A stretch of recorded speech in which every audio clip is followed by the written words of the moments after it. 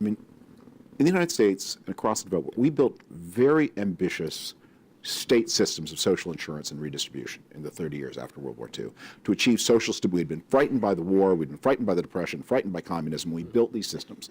And these systems created winners. And some people in the society were cut out of these. We're not allowed into these systems. But these systems, if you got in them, Medicare was one of the great deals of all time, especially if you got in early. Social Security, if you got in early, a great, great deal. The GI bills and early suburbanization. This was a great offer. The French have a useful term. Do I translate it correctly if I call it acquired rights? And it's not like free speech. These are not the rights of human beings. These are rights that are acquired through negotiation and through politics. The 6-week vacation. God did not give us the 6-week vacation. But if you have a 6-week vacation, you become very attached to it. And if there are people who begin to think, well, it's not everybody in France has a 6-week vacation. A lot of people have no vacation at all. So why don't you make do with 4 weeks, so we can give 2 weeks to somebody else? And people go bananas. And those people then, they got the 6 weeks from parties of the left, but the protection of the 6 weeks drives them to parties of the right. And I think you see a lot of that happening throughout the developed world. That one of the bases of Trump's support in particular is Trump is the candidate of the people who are the winners of the 1945 to 1975 social insurance system, who now feel that people are going to take it away. One last thing, I know I'm talking too long. Theda Sackbull and a group of associates at Harvard University did a fantastic study of the Tea Party movement. There's a lot of foolishness written in 2009, 2010 about how the Tea Party movement was a libertarian movement. And then those things were written, then there was a lot of sort of money spent by highly organized groups to try to parachute an ideology on top of the Tea Party movement. But when you actually went and talked to the Tea Party people, as her group did, they were there to defend Medicare. It's not clear that that famous sign, "Keep the government's hands off my Medicare," that sign has been photographed. It's not clear that anyone ever carried it non-ironically, that all the people carrying it seem to be like making a little joke. But if anyone ever did, it would not be a stupid thing to say, because who else's hands are going to go on your Medicare? It's not that you don't know it comes from the government. Is it because it comes from the government, it's vulnerable to the government. And one of the things that defined Obamacare was it was a redistribution scheme in which Medicare beneficiaries were going to see less growth in the future as part of the way, totally insufficient way, but as part of the purported way that they were going to finance a new healthcare benefit for other people. That's what makes the Trump kind of Republican. I don't believe in endings. In fact, I think one of the things that is a pervasive problem in American politics is that Americans believe, and there's this, and this is how they approach their wars. There's a tipping point. You come to this moment of decision, and if you do the right thing, after that everything will be fine. And if you do that wrong thing, after that everything will be irredeemably terrible. And that was the theme of Ronald Reagan. It's the theme of Paul Ryan's most famous speech. I don't believe that. I just think that if you wake up tomorrow, and politics always continues. It never ends.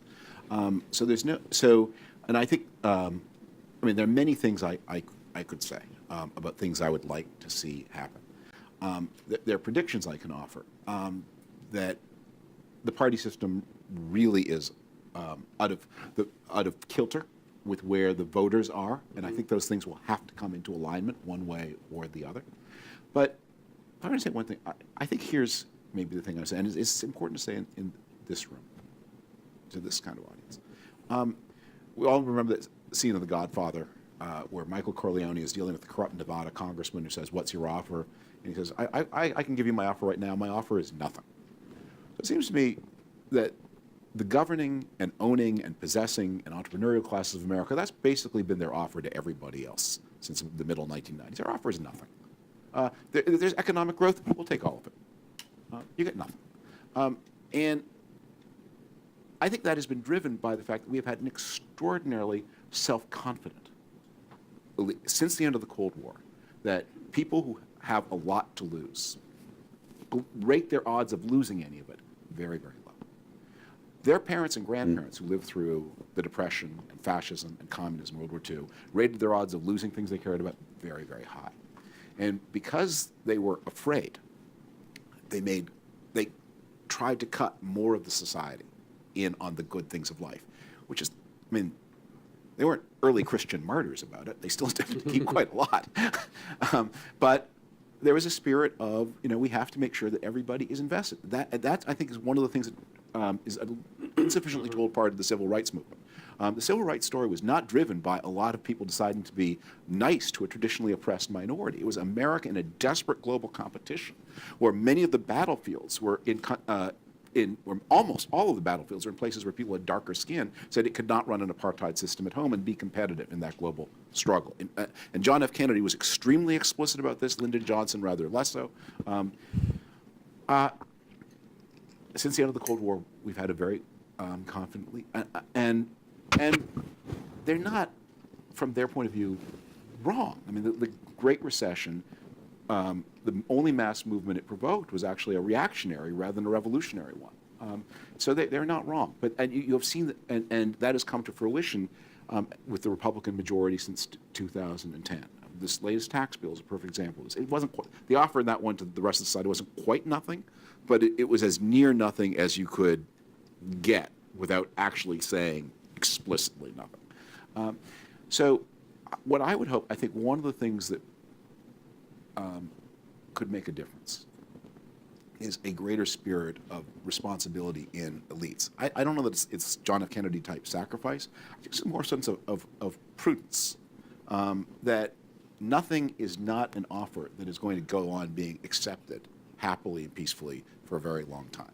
So what I would hope to see, and the bad things that I see ahead in the Trump era, the real possibilities of very, very bad defeats of the Republican Party, a rise of a very robust and ambitious political left of a kind that will make the ambitions of the Obama years, that'll leave them in the rearview mirror, that may mobilize people who have something to lose to say, you know what, better to keep most than risk all. Let me break that question into two parts, I'm dealing with each briefly. The first is, when thinking about the career of Donald Trump specifically, the hard question about Donald Trump is, how did he win the Republican nomination? That it is very dangerous, I think, to draw, that is an astonishing fact and really important, and one that repays deep analysis.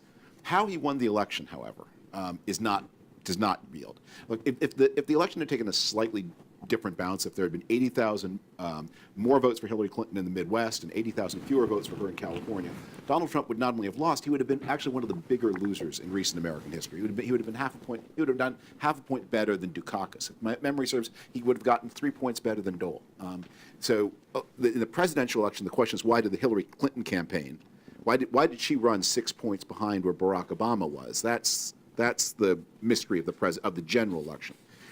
As ominous and significant as Trump's primary win was. But as to the question, why more hope in 1996? Well, let me point to a couple of things. The first is the aging of the population. After a certain point in your life, the future holds decline leading to extinction. And it's natural to believe that what is true for you is true for everybody. Old people are attracted to pessimistic visions of the future for good reason. So we're a much older country on average than we were in 1996. And the part of the country that votes, the citizens, the whites, people who have enough, a regular address and who aren't, don't have criminal records, they are that much more older than they were in 1996. But the second thing is, I try to think of one brainwave since 1986 that top people have had. And we've had a lot of them since 1996, from the stock market boom of the late 1990s, which ended in the dot-com bust, through the Iraq War, which I was a supporter of, through the housing securitization of loans, the mortgage market, through the Obama recovery program. One of those things that didn't prove to be an absolute calamity for people who are not insiders in the game. I think one of the things that explains hope is records of success. I mean, as Mark's great line about its experience. One last thought on this. I talk about this in the 70s book.